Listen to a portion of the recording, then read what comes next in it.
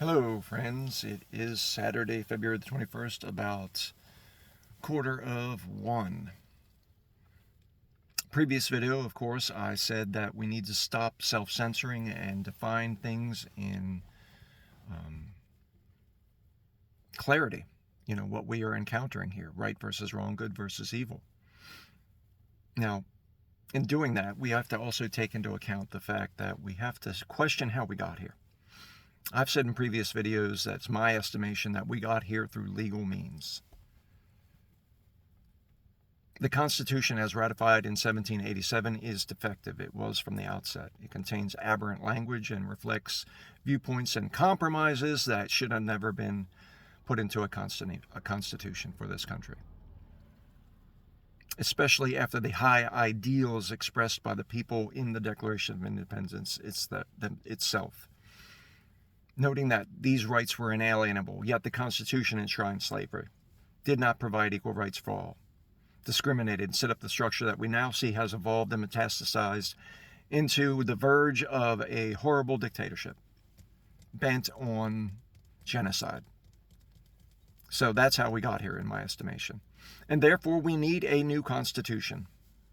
The old one might have been laudable at its time as something revolutionary, but obviously, as I stated, contains many, many flaws. And we got here because of the legal system that is framed on that Constitution, which very obviously does not have the capacity in it to bring justice when wrongdoing takes place.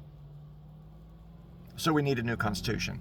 And the first thing that new Constitution should do is define what a citizen is. And within that first article of the Constitution, it states clearly that at the age of 18, an individual attains the rights of full citizenship.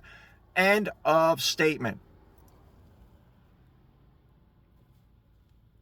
Doesn't matter whether you're man or woman, black or white, Christian, Jew, Muslim, whatever.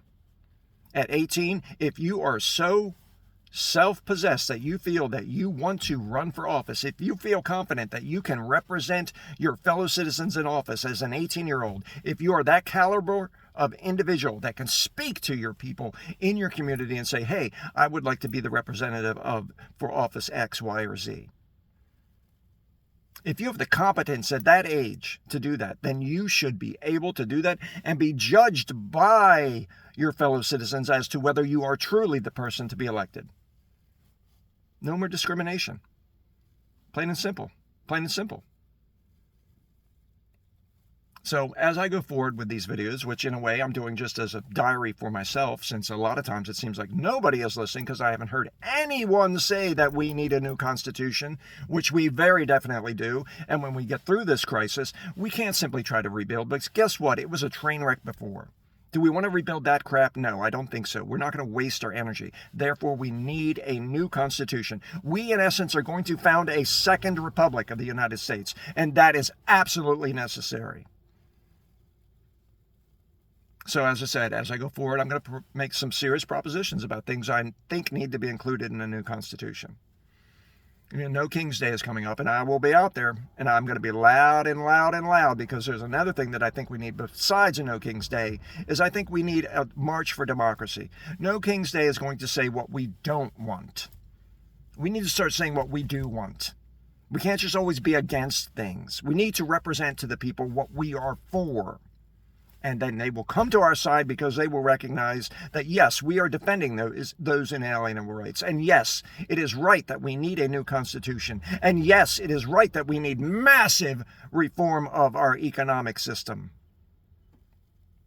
Because, in fact, capitalism, especially the unbridled capitalism that we're experiencing now, which is verging on fascism, is corrosive to democracy. So as I said, give it some thought on your own. I'm very weak at reminding people to like, share, subscribe, comment, whatever you want to do. But as I've said, the algorithm knocks us down if we're giving voice to what we think or feel with respect to this so-called government. And every little bit that we can do to support each other helps. It helps because it helps another video get to another person who might then be inspired to get active. It's all about how many people we can get to be active. Doesn't matter how often you do it, that you don't have to do it every day. You don't have to march. Just get involved. Make a comment, like, share, subscribe. Engage. This is our time. And none of us know how we're coming through this crisis, but all of us know that when we get through it, we're not going back. Go carefully, friends.